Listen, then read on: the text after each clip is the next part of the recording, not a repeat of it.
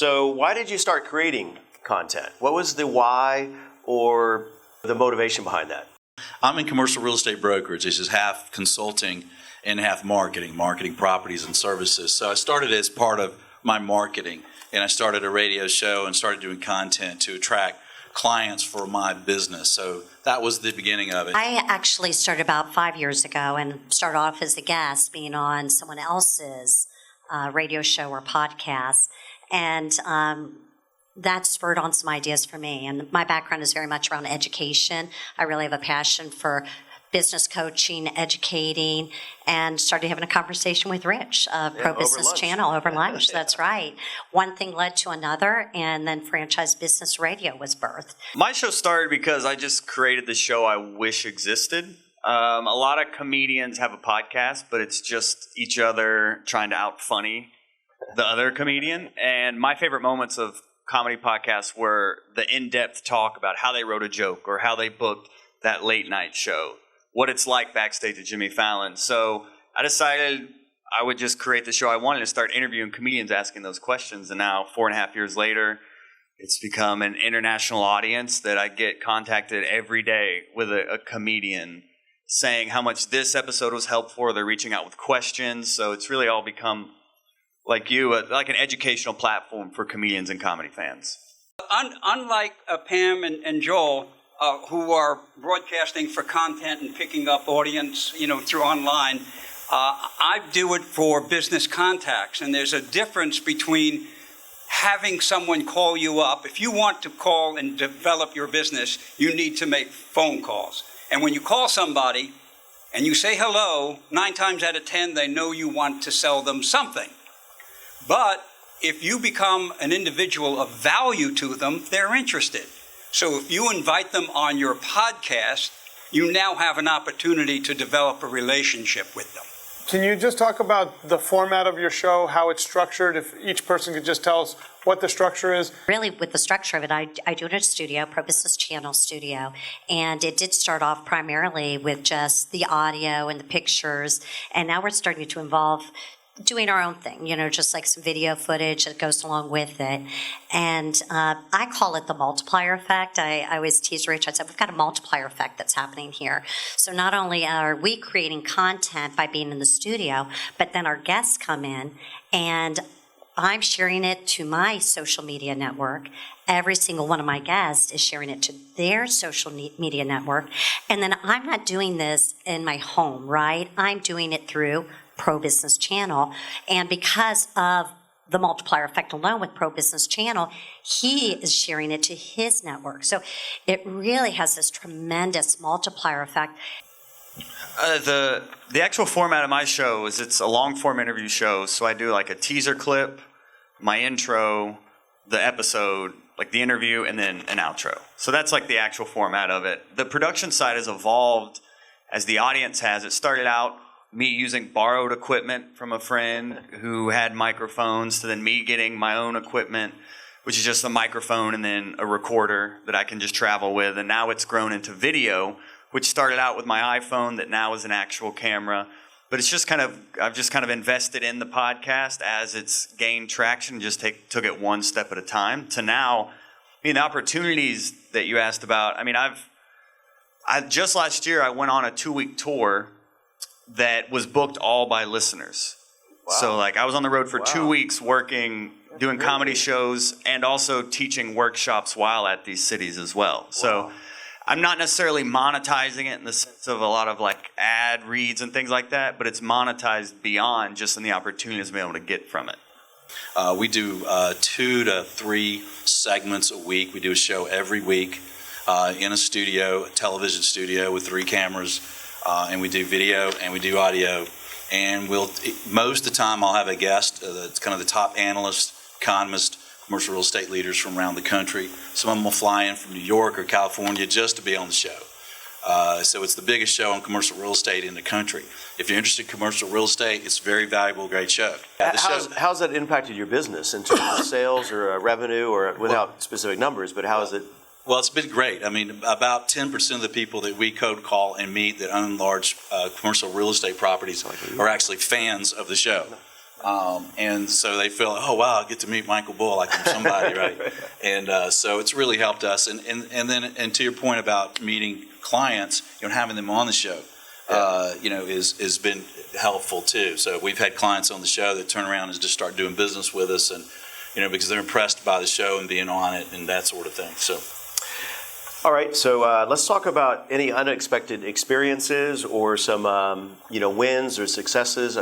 If you've already kind of, touched on that, anything you would add to that as far as like something caught you off guard, like I had no idea this would, that 2-week tour by your fans, that's crazy, right? Yeah, and that's like an unexpected positive. Yeah. Just to add a little levity or an unexpected negative is just the amount of work that a podcast is. Oh, let's all moan for him. Oh, poor Joel. I know, guys, come here. They'll do it all for you. But it literally is like a lot of work. But it's all been worth it. But okay now. But I've spent, upwards of 15 hours on a single episode that's an hour long. So the workload is something I didn't expect, but it has been completely worth all the time investment. People always ask, how do you monetize on a podcast? And I know, I'd love if you guys could just do a little deep dive on it, because it happens to be the number one. Anyone who does a podcast, it's probably the first thing people ask. How are you making money on it? Right. They ask, how long is it, right? How often? And then, how do you make money? It almost always pops up, so I'd love if you guys could address that. So I'm probably not going to give the kind of answer you want to hear regarding monetization. And the reason is because the nature of my business as a franchise consultant, my services are complementary to individuals that are considering franchise business ownership, right? So I'm not necessarily getting in front of my end customer or my end client through the radio show. Do I have sponsors? Absolutely. Does that help cover the cost of having the podcast? Absolutely. But the monetization, where that really comes for me, is kind of what you were saying earlier, becoming that authority, establishing credibility, establishing visibility online, and getting the educational word out there, because my services, believe it or not, are still a well-kept secret. People are not even aware that franchise consultants are out there and that they can receive complimentary business coaching and receive that guide on selecting a franchise at no cost. And the reason is because we're compensated by the franchisor. But people aren't aware of that. So getting the word out there, making it educational, how it gets monetized for me is when that inquiry comes in and they say, Pam, I want your help. I want your services. So it's really more of that visibility thing, kind of comes on the back end versus the podcast being the monetization for me. Oh, I was going to say, especially for newer podcasters, even if you're not making money, you can still leverage opportunities. So personally, like I got my artwork done for free from an artist just so I would shout him out on the podcast. So there's ways to get paid, of course, that I've had comedy festivals want to be a sponsor of the podcast where they've just paid a flat rate, or they have done a program kind of like an affiliate where I get a promo code and then whoever registers with that code, I get a cut of. So there's all different ways to monetize beyond just money, but mine has a lot come from the back end where they either want to sign up for a one-on-one coaching with me or they want me to come to their town and do a writing workshop and things like that as well. For me, it was a matter of I came to Atlanta 3 years ago not knowing many people. And it was a way for me to meet people, because in business, you'd rather have people knocking on your door than you having to knock on their door. And you need to differentiate yourself. And when I started a podcast, all of a sudden I began to be known as the podcast guy in my community. And it opened up, right? Yes. And it opened up doors for me. And matter of fact, just today, I got an email from someone in England who wants to be on my show. So those are the kind of opportunities that generate from podcasting. Well, we have advertisers for the commercial real estate show, and we've had different advertisers over the years, and they pay $1,200 a month, and they're advertised on our email marketing, our social media, on our website, in-show mentions, and quick audio ads. They're on the videos with bugs, and at the end of the video recognition. So they get a really good deal, and we'll have, if they have good content for my audience, we'll have them on a show. So we get $1,200 a month, but I have two companies, a commercial agent training company and a commercial real estate brokerage company. Well, they're both sponsors. And I really like those two companies, so they benefit a lot from it. So our monetization has been from advertisers, and then from the business and opportunities, and back to the opportunities or surprises. I now get to speak at national events on commercial real estate and commercial real estate agent activities and things. So I'm considered expert subject matter expert in the country. And the show, I wouldn't be that without starting that podcast 9 years ago, where I walked in scared to death, not knowing what I was doing, and did it. Michael, I have to do a follow-up on that because this is the other question. How do you decide how much to charge? Yeah, I mean, there's metrics on charging per, how many listens you get, how many listeners you get, and all that. Generalized metrics, right? But you're a niche. But in our, we just charge $1,200 a month because it's really so valuable for my two companies that I don't really spend that much time on advertising. I tell them we could get a lot more advertisers if we said, in-show mentions, or you just want this, or you want to do it a month. But I just say, look, it's 6 months, it's $1,200 a month. If you don't like it, they'll go away. But that's because the show's valuable for our firm. But all right, we have one last question. Pick one of these. What was your 15 minutes of fame, shame, or pain? I got one. Okay, go. Rich had taught me how to become an engineer because he couldn't make the show or have an engineer at the show. Oh, it's that story, yeah. So I'll make this quick. There are usually 5 mics, 4 for the guest, 1 for the host, and now I am the host and the engineer, and that mic was missing because it was on the road. So that means the mics had to move down 1. I started the show not realizing the guest had, the mic was there, but no sound. It wasn't plugged in. She was not happy, yeah. I'd like to say the guest was understanding. I said, how about restarting, rebooting? She got up and walked out. I have not heard from her since. I've been around, I don't know if you know Jim Rohn, how many Jim Rohn fans or E.J. Rohn, but I remember he used to tell the famous story or line, if you will. He says, in customer service, you deal with all these people, but keep in mind, there's only really 7 mean, nasty, ugly people in the world. The problem is they tend to move around a lot, right? So you keep running into them. So I'll do a fame for the pain one, I guess. It was when I got to interview Cedric the Entertainer. Oh. I knew he was going to be in town, so I just tried this social media strategy where I photoshopped a face of, he had a picture with Dr. Phil, and I photoshopped my face onto Dr. Phil's, and I posted it on Instagram. And I was like, if you want to see Cedric the Entertainer on Hot Brett, tag him in the comments. Got like over 100 tags.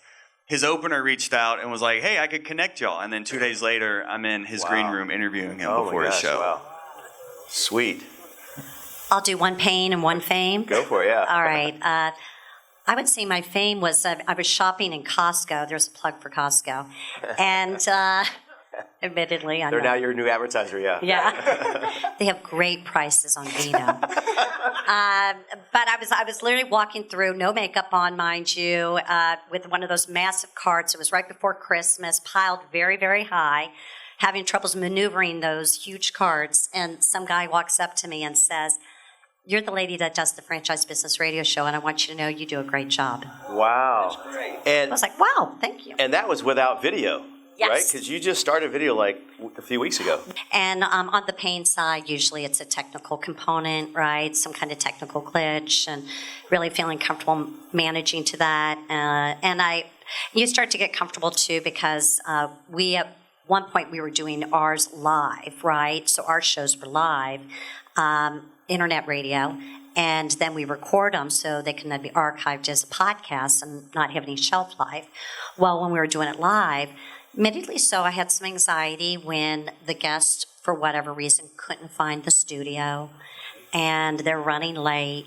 So you have to rearrange the agenda of how you're going to be doing things and just really think on your feet, especially if you're looking at doing it live. Yep. So, little pain. I had a guest that's on Fox Business News, and he's the head real estate guy at PwC.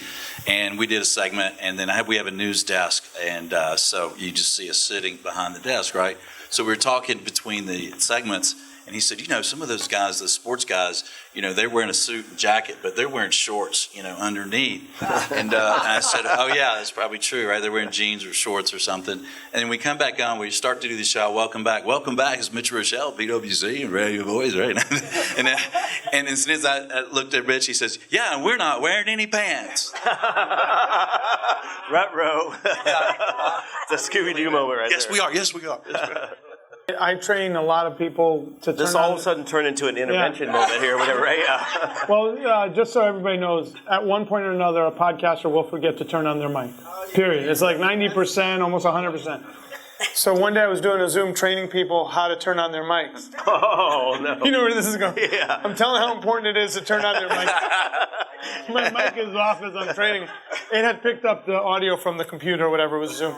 Can I tell a funny story really quick, and less for to do it, with podcast? I'll make it short. That just reminded me of something that I did. I leave a lot of voicemails, a lot of texts. That's the nature of my business world. And I leave so many texts. Sometimes you go on autopilot when you're doing this stuff. I actually left a voicemail as if it were a text. I was like, hello, this is Pamela Currie, certified franchise consultant, period. Looking to schedule a franchise consultation call with you. Want to understand your availability? Question mark. I left a voicemail like that. So That's classic. I'd love to hear that one, yeah. That's great. So it is just, I'm sure we've all experienced this. It's just amazing. There's something different that you can't quite describe about podcasting, I was in radio in California for about 10 years, music radio, loved it. But you're sitting in a studio by yourself just playing one song after another. This is so much more interesting when people come in the studio and tell their story. And so early on, back in the day when I was in Virginia, my uncle was a big Vikings fan. I remember watching Fran Tarkenton, on the football field. And then I'm sitting there one-on-one in my studio interviewing Mr. Tarkenton. And his agent said he can only be there. We do an hour show at the time, then we do 3 minutes. He said he can only be there for 10 minutes. He's got to scoot out. He never left. He stayed for the entire hour. And that guy is like 75. He was bouncing out of his seat telling his story. And I was just like, is this really happening? As a kid, I'm watching him play football, right? And then fast forward twice now, last year and then this year, just this week, we interviewed the founder of the Taste of the NFL. Amazing organization, nonprofit. They donate millions of dollars to all 32 cities to that community food bank. They do the event the night before the Super Bowl, $10,000 a ticket. And somehow we have a lot of PR agencies that we're connected with to book our guests and so forth. And it came across the line and it said, we love what you guys are doing. Our 2 missions, as most nonprofits, is to raise money, but raise awareness. We like what you guys are doing with your platform. And he flew in from Michigan, was in our studio. He had a breakfast meeting, flew out the next day. And I was just so captivated with what they're doing. And he gave us press credentials to, I was literally on the red carpet. It was so surreal. I was on the red carpet at this event, and I'm like, what am I doing here, right? And they had our network on here. And then they had ESPN and NBC, and then they're looking down, and it's like, who is this guy or whatever, right? I'm a podcaster, right? Yeah, right? Bring it on, right? And so it was just out-of-the-body experience. And then we got to attend this event.